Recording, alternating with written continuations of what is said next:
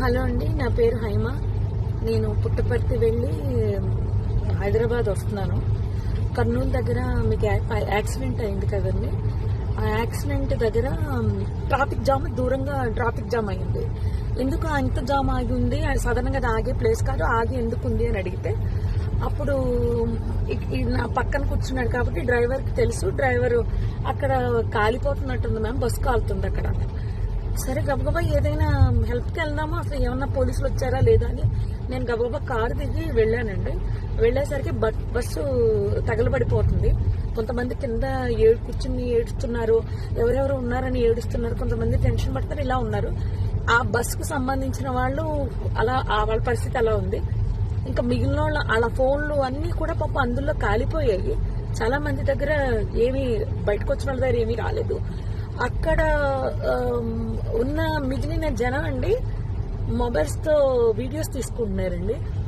ఎవరైనా పోలీస్కి కాల్ చేయలేదు. నేను కార్ దిగి వచ్చే హడావుల్లో ఫోన్ ఏమో కార్లో వదిలేశాను.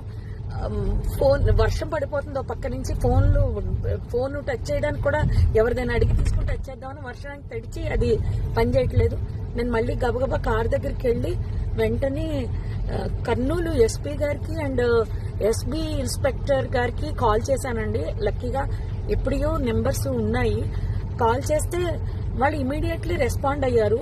వాళ్ళు రెస్పాండ్ అయిన కాసేపటికి రూరల్ సిఏ గారి బృందం అంట వాళ్ళు వచ్చారు.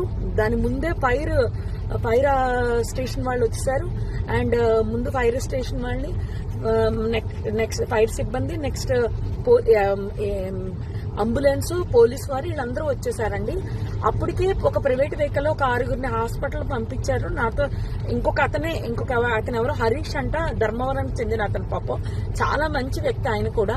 ఆయన ఒక 6గురిని ప్రైవేట్ వెహికల్ ఎక్కించి పంపించారు. తర్వాత వీళ్ళు వచ్చాక ఒక 5గురిని అంబులెన్స్ లో ఎక్కించడం జరిగింది. ఆయన తీసుకెళ్లారండి. ఆ తర్వాత ఈ లోపలనే మొత్తం ఎస్పీ గారు, పోలీస్ సిబ్బంది అందరూ వచ్చేసారు.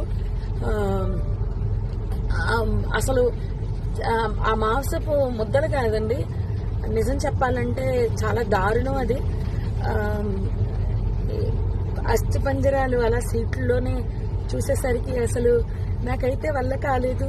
ఎవరైనా ఫ్యామిలీ అండి, చాలా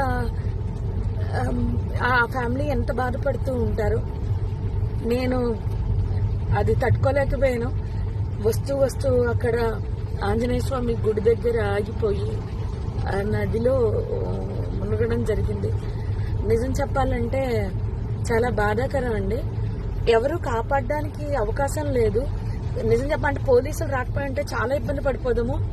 హెవీ ట్రాఫిక్ అండి. పోలీసులు లోపలికి రావడానికి బయటకి కూడా ఉండకపోను. ఆ ఇన్ఫర్మేషన్ ఇవ్వడంతో క్లియర్ చేసుకుంటూ వస్తూ మొత్తం లోపలికి వచ్చారు. అంతా ఆఫ్ చేశారు, మంటలు ఆఫ్ చేశారు.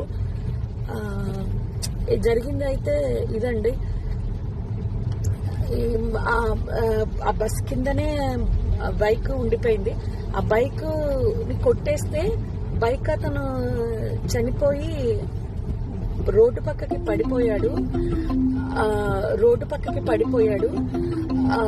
మళ్ళీ ఆ బైక్ మాత్రం బస్ కిందకి వెళ్ళిపోయిందండి. అర్థమైపోయింది ఇది సార్ జరిగింది.